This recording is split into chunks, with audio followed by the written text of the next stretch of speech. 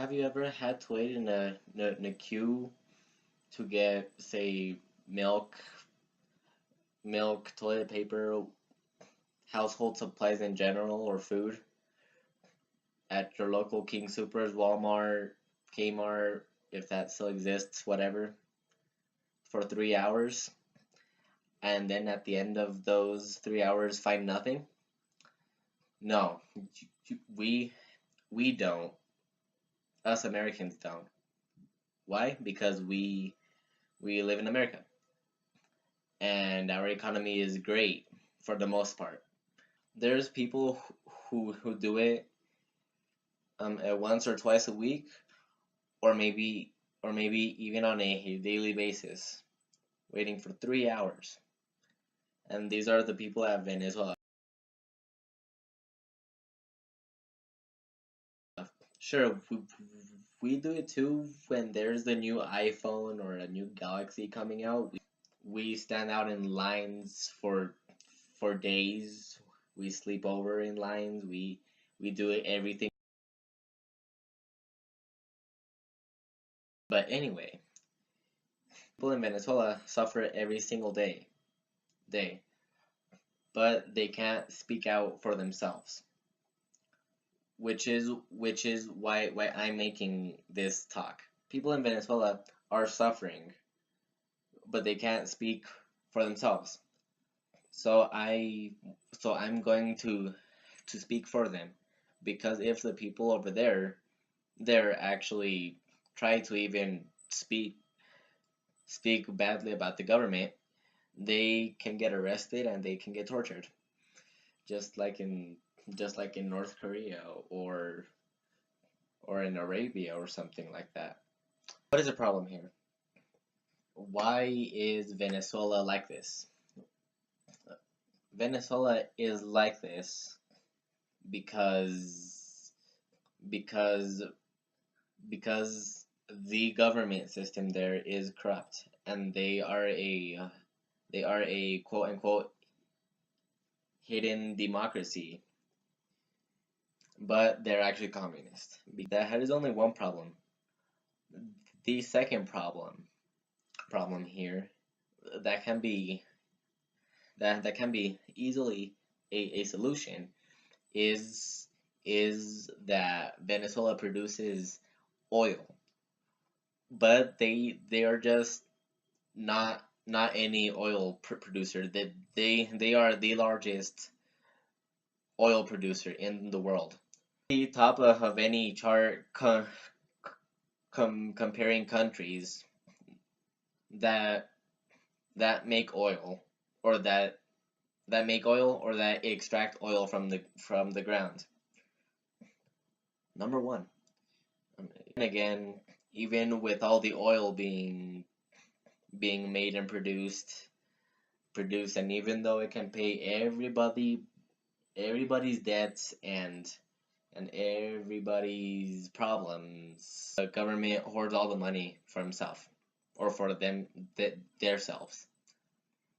My my my idea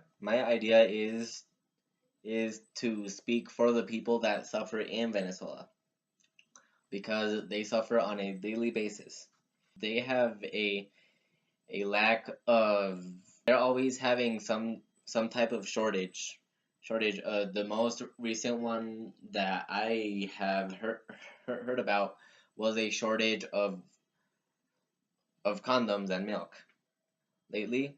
In an article I read a few days ago, there is even they there is even medical supplies that aren't getting rationed out to the people.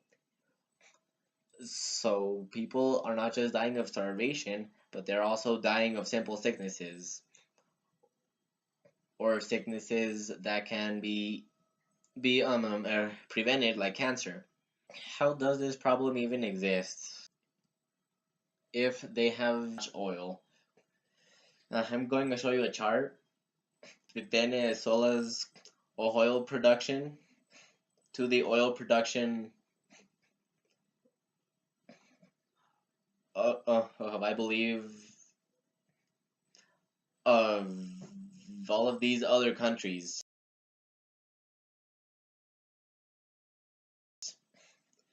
Venezuela is on the top. These other countries, they're just like they are major oil producers, but they're not top like Venezuela. Venezuela is the number one oil producer. I'll say again, the number one producer in the whole world. Meaning meaning they could be richer than the United States. They could be richer than Sweden. They can be the richest country in the world right now if it wasn't for their government. But how did their government get like that? They never really had a great government, to be honest. A great government system, to be honest. Once Hugo Chavez overthrew through Carlos Andres Perez, which was the previous president before Chavez, obviously. He came into power making false promises when in the end he actually made things worse. But he was lucky enough to actually discover oil production, like major major areas full of oil. So he started digging for the oil. So that made him quite loved by most of the population, but a very large percentage of the population still deeply disliked him like crazy. President President Hugo Chavez died in 2013. So his second in command, which is Nicolas Maduro,